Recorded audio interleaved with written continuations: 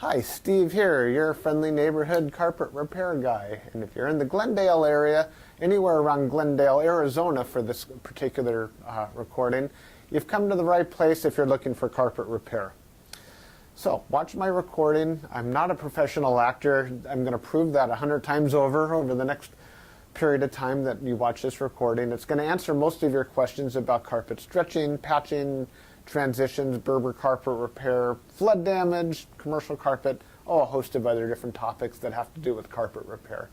And after you've watched the recording, if you have additional questions for me, give me a call. I'll be happy to take your call. If I'm not here, somebody at my office will be easily able to help you as well. That being said, I would be honored if you would have us actually fix your carpet for you. That's what we're here for. That's how we make our living, and we would be honored if you would give us a call and hire us to do that. So, enjoy my recording. Hi, Steve Gordon here, your friendly neighborhood carpet repair guy. And I promise you one thing, and that is I'm absolutely not an actor. So if you're looking for an actor to talk about carpet repair, you've come to the wrong place. But if you want to know about carpet repair, whether it be carpet stretching, patching, Berber carpet repair, commercial carpet repair, transitions between your carpet and a floor, maybe your stairs need repaired, a seam could need repaired, or a few other things, well, in that case, you have come to the right place, because I'm going to talk to you about that, and I'm going to try to answer as many of your most frequently asked questions as possible. And before I get to that, I am going to talk to you a little bit about our guarantee, how to get an estimate, the bid, and a couple other details. So, I hope you enjoy my recording, and please be patient with me because I don't have a script. I've got a dozen notes here to go off of, and it's just going to be right off the top of my head, and I'll try to really just answer all the questions I can ahead of time so that you have a little bit of education when you call us, and I certainly hope you do. So first, I'd like to talk about the guarantee. When you call us, you're going to get a 100% unlimited unconditional lifetime labor guarantee. And what I mean by that is that either you or your carpet or both are going to be completely, absolutely, and thoroughly worn out before you ever have to pay to have that carpet fixed again. So again, 100% unlimited unconditional lifetime labor guarantee, that's forever. How you get your estimate in the first place is after you watch this recording, give us a call here at the office, and we're going to give you something like a phone guesstimate. We'll give you an idea of what you might expect to pay. We might tell you something like between $150 and $300, or we might say between $200 and $400, or something like that. We're not going to know exactly, or even not even all that close, how much it's going to cost to have us fix your carpet for you.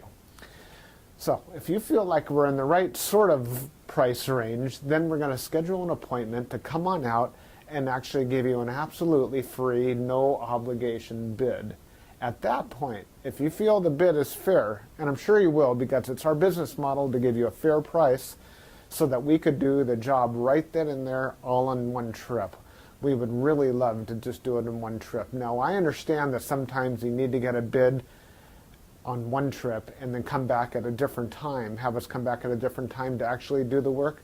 But by and large, it's normally best to just get it all done all in one trip, and that's how we'll give you the best price as well. After all, driving out to your place once is going to be less expensive for both of us than it would be to drive out to your place 2 or more times.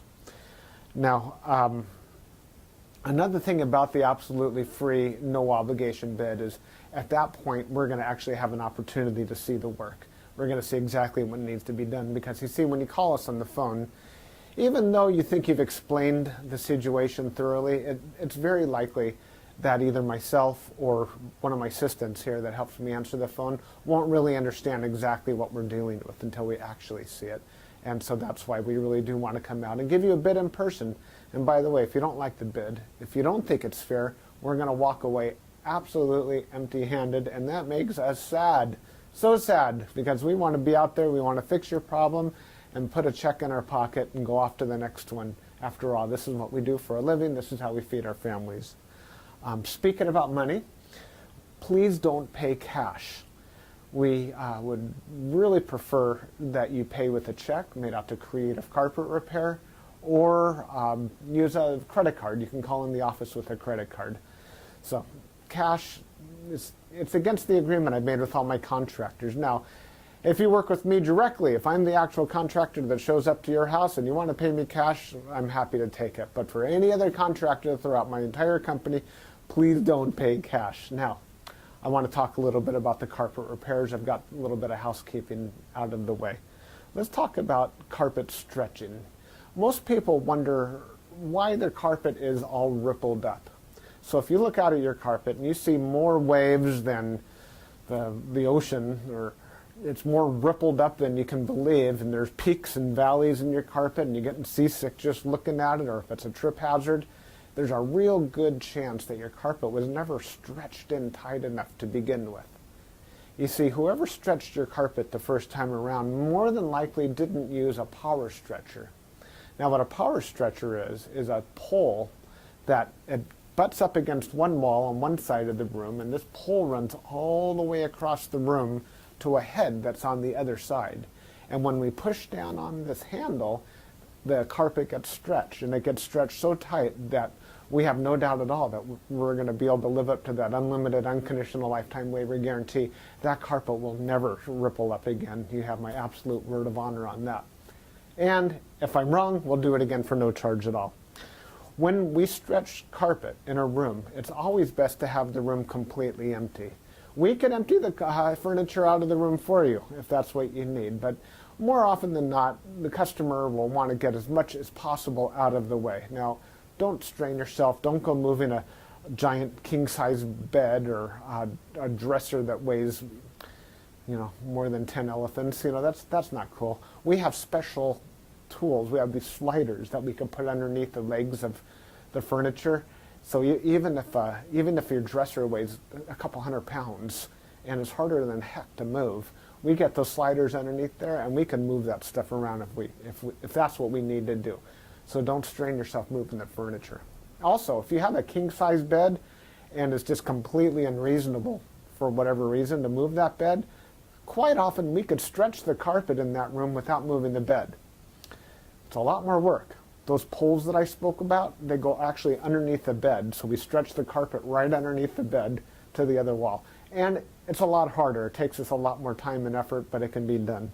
So that's a little bit about carpet stretching. We use a power stretcher. We don't just kick it in with our little Susie Homemaker little knee kicker, and it leaves a little bit of extra carpet at the end. We cut off that excess, and you'll see how much carpet we cut off when we're done. We throw it in a bag, and we tuck in the carpet along the edge, and boy, life is good. It looks so much better. One thing that you might be aware of when we finish, though, is if you had large ripples, the carpet could be soiled along the top ridge of those ripples more than at the valleys, and that makes sense. Where you're walking, that's where it's going to get more dirt. So after you stretch the carpet is a real good time to have the carpet cleaned. Also, the carpet's out of the room, and the furniture is out of the room, and it's just a great time to clean the carpet. It looks a lot better at that point. Mind you, like I said, this is unscripted, so I'm just going to talk to you about carpet repair. Now let's talk about Berber carpet repair for a minute. Berber carpet repair has rows. Well, Berber carpet has rows. And actually the word Berber carpet, or the name Berber, it isn't exactly accurate. Berber carpet actually comes from a place out in the Middle East, country or countryside, where the area is called Berber, the Berber people or something like that. Anyhow, it's a very expensive rug, Berber rug. That's the actual meaning of the word Berber rug. The Berber carpets that we find today are very similar. There's loops and there's rows, and if you pull on one of those loops, or rows becomes unglued somehow, it could make a run, what we call a Berber run. So when you pull on that thread, it's like it's unzipping right in front of you. It's like, oh my gosh, what has happened? I've got this zipper run going all the way across the room. Now your higher end Berber carpet, that doesn't likely happen. It almost never does. But the lower end, middle of the road and lower end Berber carpet runs all the time. So when we fix a Berber carpet, what we're going to want to do is take out the bad area and patch a new piece in there. Sometimes we could actually weave a little bit of some new loops right into the place where that carpet has come unfurled. But more than likely, we're going to want to put in a Berber patch in that area. One reason that Berber comes apart at the seams is because the carpet was never sealed at the seams well enough to begin with. Your carpet installer that originally installed that carpet was supposed to use a latex sealer or even a glue gun or something to seal the edges of the carpet.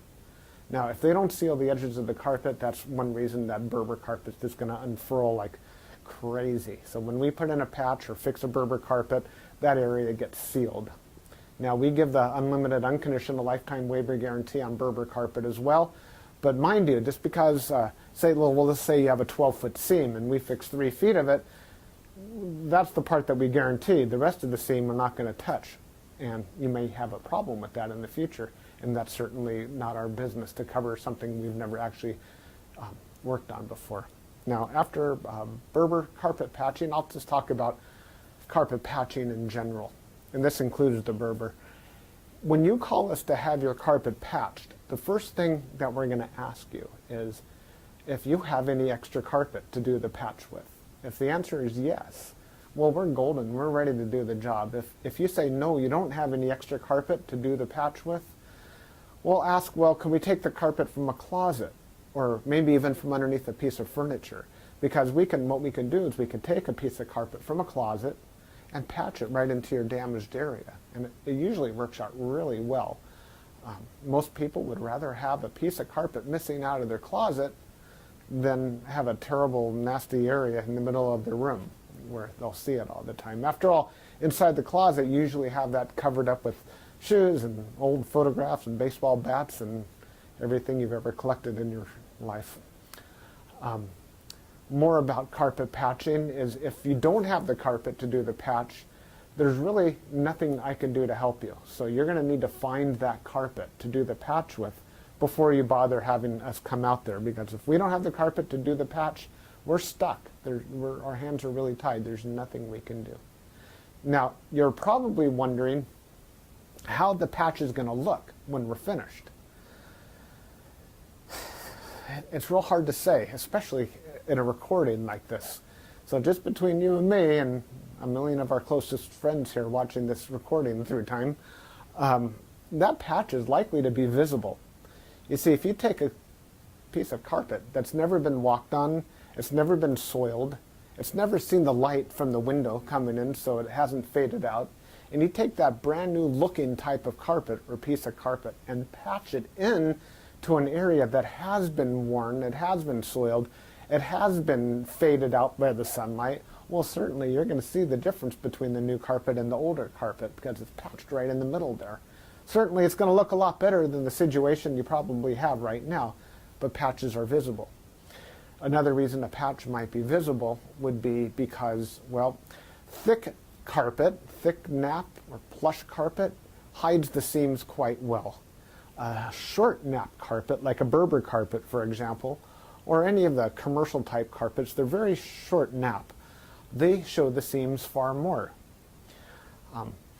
Another thing is that the rows have something to do with it. When we cut a carpet in the same direction as the row of the carpet, well, those seams are by and large less visible than the seams that we cut that cross the rows. When we cross the row, well, it's unavoidable to do that if that's what we have to do to make a patch. And those seams stand out a little bit more than the ones that go along with the rows. So carpet patching, that's what we specialize in. We could absolutely do that for you. Have the carpet available for us, and we also back up our patches forever, just like everything else, just forever and ever and ever. That patch will never come up. After patching, well, we could talk a little bit about pet damage also when we talk about patching. If you have an animal, a dog or a cat, or I've even seen where it's been a bunny or a few other animals that have actually gotten locked behind a closed door. What'll happen is they'll get that separation anxiety and they'll try to dig their way out. and they'll just rip the heck out of the carpet. That's one of the main reasons we'll do carpet patching. If that's the case, well, certainly it's just like any other patch. You supply the carpet, we'll put it in. However, if that animal didn't tear up the carpet, if they actually urinated on the carpet, there's a whole other thing we can do about that, and I'm going to need your help for that. What we'll do is we're going to ask you to go to the pet store or go online and buy twice as much of a product as you think you're going to need, maybe 4 times as much, to actually kill the odor. Now, the product I'm talking about is actually an enzyme, and what we'll do is we'll pull back the carpet, we'll remove the padding, clean the floor, and you'll pour this enzyme onto the floors underneath it all. And that enzyme will eat up all the proteins that contribute to the smell of the urine in your carpet. Then we'll put in new padding, and you'll pour that enzyme cleaner all over the backing of the carpet as well at that time. I'll reinstall the carpet, and then one more time we'll use that cleaner and we'll just soak that area of the carpet with that enzyme one more time. And that's likely to kill the scent altogether. That smell should be completely gone. If not, it's probably because your animal found another place that you don't even know about, and I'm sorry about that. There's nothing we could do about your animal. Now that we've spoken about pet damage, I like to talk about carpet to floor transitions. A lot of people call us because they've put in a new floor. Maybe it's a tile or a wood floor, and their carpet now needs to be finished along that edge. More often than not, we don't need to put in any kind of metal there. There's a lot of different types of situations where you do want a metal. If you have an apartment building and you want the carpet to last a long time between the carpet and, say, for example, a linoleum floor, we could put some metal there. There are flat metals. They're the type of metals that they're called, I've called them beat-down metals before. I'm not sure exactly what they're called. Beat-down metals, they're golden, they're silver, and the carpet goes right in there and it gets hammered down. Gives a nice clean edge, and it protects the edge of the carpet for a very long time. But if you're like most homeowners, that's not why you're calling us for a transition. You're calling for the transition because you just put in a nice marble or travertine floor, or maybe a wood floor. And so what we'll do with that is we're going to pull back the carpet and put in a new tack strip right up alongside that floor. Now that floor is going to be holding the place as if it were a wall. So here's your floor, here's your tack strip right in front of it. We're going to pull the carpet over that tack strip and tuck it in right there. So all you're going to see is a nice smooth transition between the carpet and the floor. Now, many times when you put in a new floor, it's important to put in some work into the subfloor underneath, and that might include using hardy backer or some other type of material that raises the floor up even higher than it would have been. So let's just say, for example, you've got a 1/2 inch new tile and another 1/4 inch of underneath there of a hardy backer, or it could even be more. It could be 3/4 of an inch altogether, or even more, that is higher than the carpet. That's extreme. It's usually not that high, but let's just say it is. If we just bring the carpet up and end it right there, well, you're going to stub your toe against that thing. You're going to be cursing to holy high heaven every time you do that. It's just not fun at all. Trust me, it's not. You'll understand if you ever do that. What we're going to want to do in that case is one of 2 different solutions. We're going to do 1 of 2 solutions. One is we can pull back the carpet quite far and use a product like a Fix-All, which is a very fine cement type product. And we're going to feather in a nice ramped area, so we raise the level of the floor slowly up to meet it. What's great about that is the floor and the carpet will be at the same level, then you won't stub your toe. What's not so great about that is when you're walking up that little ramped area, well, you feel like you're walking uphill. There's really no way around that I know of outside of pulling out all your carpet and floating a whole new layer of concrete, self-leveling concrete on the entire concrete floor and underneath. That's a lot of work. It's possible that would be the perfect way to do it if I were working on a $10 million home in Beverly Hills, that's probably what I would be doing. I would be raising the entire floor to be level with, so the carpet could be level with the floor. But here in the real world, what we'll normally do is rise it up with some Fix-All, Or we could do it even easier. We could use shingles, cedar shingles. Cedar shingles are about that long, and that makes a nice little ramp up. And it normally works just beautifully. It's quick, it's easy, we can get it all done in one trip. So we're going to raise the level of the carpet right up to the level of the floor, and you're just going to be happy as can be about that. Some transitions are round, curved. Other transitions could be squared. There's 100 types of transitions out there. And if you look on the internet under carpet to floor transitions, you're going to see a lot of examples. Perhaps even on my website, you can see some other examples. And so when you call us, you can explain what you're dealing with, and that would help us with the program here. Stairs. So, do you have a problem with the carpet on your stairs? I did a job like this just today, where the cat had actually torn away the corners of almost every stair all the way up the stairway. The lady was not happy about this. My solution to this was that, well, first of all, I asked her, do you have any extra carpet? And the answer was yes. You can take the carpet out of a closet. And I told her, well, you're going to have carpet missing out of a closet. And she said, well, that's fine. You can put this carpet in the closet. So she had something that didn't match at all. And she didn't mind because, well, she just didn't care that the carpet in the closet didn't match halfway through. So I took the carpet out of the closet, and the first thing I did is I completely replaced the first two stairs, because after all, the first stair or two wears out faster than everything else anyhow, and those first two stairs were pretty trashed. Instead of just fixing the little corners, just replace the entire stair if you can. It'll make a world of difference to have something new there. With all the rest of the stairs, I just did these little bitty patches all the way up one side and all the way down the other, and it was just beautiful. I think it gave her probably another 10 years of life to her carpet to fix those stairs. Another thing you could do with stairs, what some of my customers have done, and I love this idea, is replace the entire stairway by, well, let me back up a little bit. Let's just say you have a 3 or 4 bedroom house, and it's the same carpet throughout the entire house, and your stairway is pretty much in the middle of it all. And if you replace the carpet on your stairs, well, it's going to be a slightly different color than the rest of your carpet, and that's going to look low class, and we don't like that, do we? No, we don't. What I would suggest in that case is that we take the smallest room of the house, maybe a small bedroom or nursery, and pull the carpet out completely from the smallest room of the house and buy new carpet for that room. Then we have maybe a 12 by 12 piece of carpet, and we can replace the entire stairway with that carpet. That way it matches the entire rest of the house except for that one room. That'll easily save you $4,000, $5,000, $6,000, $7,000 right there. And it's a lot less work too. So I like that idea. You got a whole new stairway. A lot of people, you walk in the front door and there's the stairway right there. If the stairs look bad, it's hard to recover from that first impression. So take my word for it. That's a really great way of going. Now stairs. Commercial carpet repair. If you have commercial carpet and that needs to be repaired, it either has ripples and waves or it needs a patch.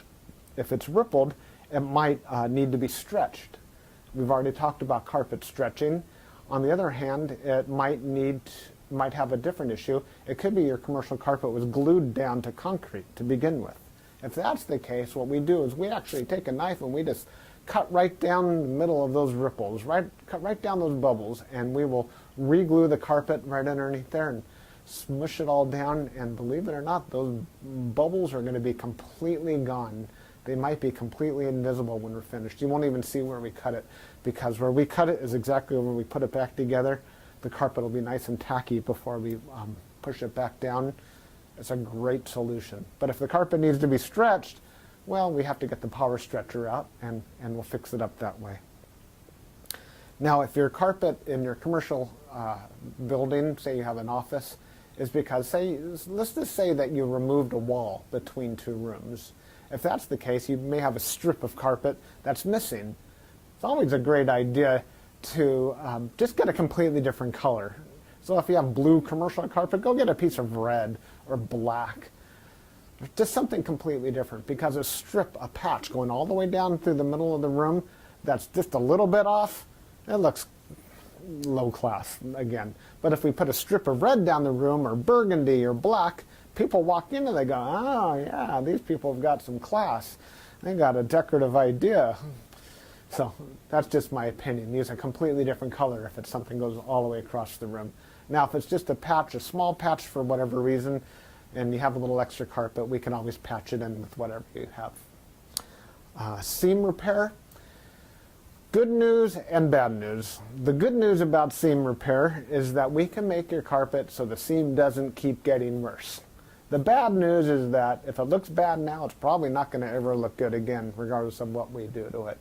Seams have to be done properly the first time. You see, when we seam a carpet together before it's installed, we'll use a straight edge and we'll cut down both sides of the carpet, and then we're going to seal the carpet on both edges, and then we're going to seam it together, and it'll be perfect. When it's completely cooled down, then we stretch it in. If we go back and try to open up the seam and cut that carpet off and try to bring it together, the chances of it ever looking better are right around 0. So I'm sorry to tell you that your seam repair, we can make it possibly look a little bit better. We can make it stop getting worse. We can make it not be a trip hazard any longer. But don't have your expectations too high when it comes to seam repair. The last thing I want to talk about is flood damage. Now, if you're watching this right now and you've got a flooded out carpet, you are in a world of hurt, and I'm sorry. The first thing I would do if I were you is probably have about 3 fingers of scotch. And then I would go ahead and get an extractor, like a hot water extractor. You can rent them at the just about any rental yard, and just start extracting all the water. Pull back the carpet, get rid of all the padding that's underneath your carpet. Rent a couple of blowers, or as many blowers as you need, and these things, they kind of look like a snail. As a matter of fact, that's their nickname in the field. We call them a snail. And they're shaped like that, and boy, do they ever blow. And you can blow dry the whole underneath of your carpet. Set it up and get the carpet completely dry. At that stage, that's when you call us, and we can supply new padding, put a new pad, reinstall your carpet, clean the carpet for you if you're in an area that we do carpet cleaning, and life is good. You can put your furniture back and you'll be happy again. You don't have to do it yourself. If you want to call a company, even ours, depending on your area, can do that extraction for you as well. Now, if it's really flooded, I mean, seriously, like you're ankle deep in water, don't even bother. It's beyond almost everybody's ability. That means that your baseboards are all going to be all wet. A professional company will come and remove your baseboards, and we don't do that ourselves. They'll remove your baseboards, they'll drill holes in the wall, attach blowers to your walls, and blow dry the entire area, inside the walls and out, the carpet, the floor, the whole shebang. And then we can come in and put the carpet back down at that point. So I hope that I've answered your questions. If you have any additional questions, now that you've heard me talk for the last, I don't know how long, feel free to call me here at the office. I would be just tickled pink to hear from you. If I'm not here, one of my assistants, whoever answers the phone, will be well trained and will be able to answer any questions that you have about carpet repair. And then at that point, we'll be absolutely positively honored if you would have us just come on out to your place and fix your carpet for you. And that's all I have to say. Again, I'm Steve Gordon, and I promised I wasn't an actor, and by now you believe it. I'm a carpet repair guy, and I'll be looking forward to hearing from you, so please call me. Thanks. Bye-bye.